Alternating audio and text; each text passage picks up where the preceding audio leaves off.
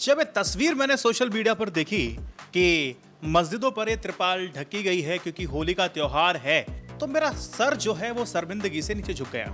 64 साल बाद होली का दिन और जुमे की नमाज एक दिन पड़ रही है।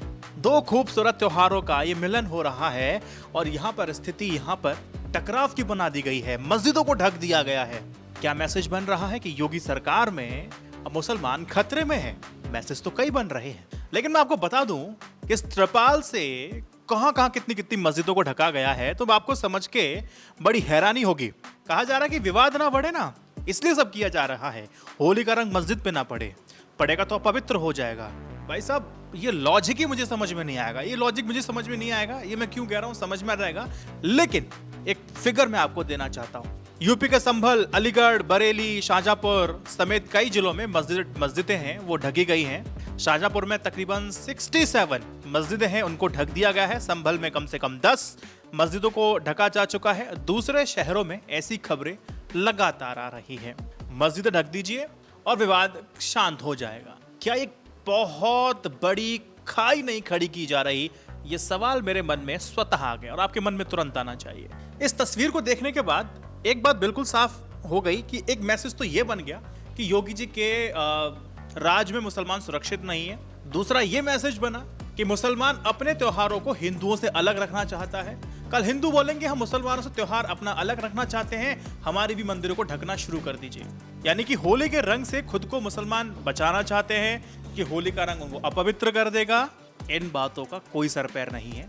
ये दोनों समुदाय मिलकर जब होली खेला करते थे या खेलते होंगे, और जब ऐसी हरकतें होंगी कि भाई रंग अपवित्र कर देगा, तो हिंदू खुद बचेंगे आप पे रंग लगाने से।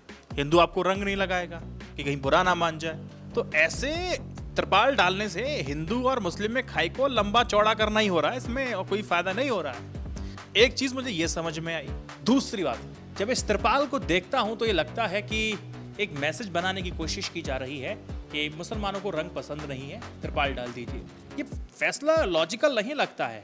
कल होली नहीं है, कल भी तो रंग पड़ सकता है।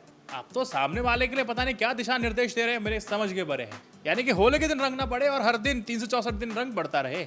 एक मैसेज फिर ये बना जो समझ में आया, ये गलत परंपरा है। इससे एक मैसेज ये जाएगा कि भाई उन लोगों को ना रंग पसंद नहीं है।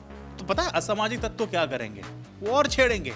जिस चीज का आप मना करेंगे उसको लगातार करेंगे, बारंबार करेंगे, आपको ट्रिगर करेंगे।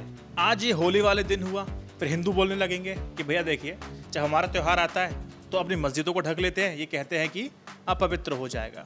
अब इनके त्योहारों से हमारा मंदिर अपवित्र होने वाला है, ढक दीजिए। दंगे भड़काओगे, ये उसी का प्लेटफॉर्म है ये फिर चलेगा।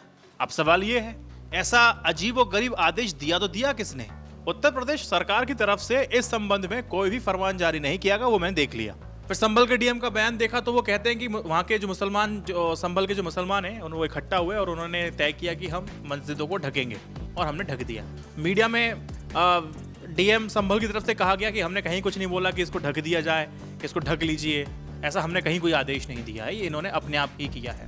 अब कहाँ से बात निकली? कौन सी अमन कमेटियां हैं जो अपने आप ही फैसला करके मस्जिदों को ढक दे रही हैं? ये गलत फैसला है, ये नहीं होना चाहिए।